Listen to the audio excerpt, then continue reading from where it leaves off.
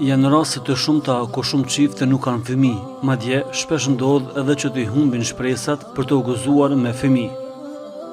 Kërkojmë mjekim apo ilaç në çdo cep të botës vetëm e vetëm që të gëzohen me fëmijë, mirë po, pa e caktuar Zoti sigurisht që nuk ndodh asgjë.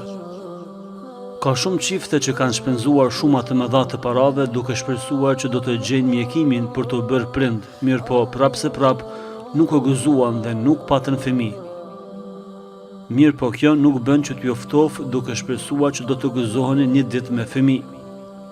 Në disa raste problemi qëndron tek burri, e në disa raste tek gruaja e ndonjëherë tek të dytë.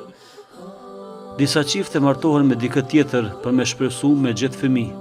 E disa ndahen, e disa të tjerë qëndrojnë bashkë, pasi ata kanë vendosur të jetojnë ashtu siç janë deri të i gëzojnë Zoti me fëmijë.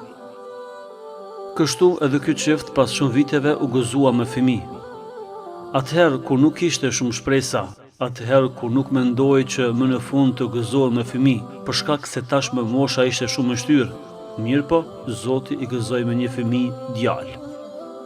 Gëzim për babën, gëzim për nanën, gëzim për të gjithë.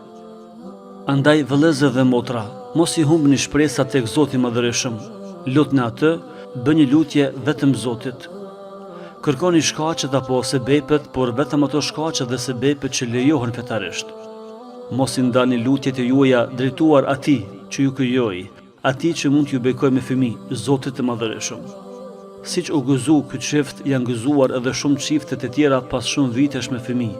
Mjafton që të mos dorëzoheni dhe të shpresoni tek Zoti i Madhërisëm që do t'ju gëzojë me fëmijë.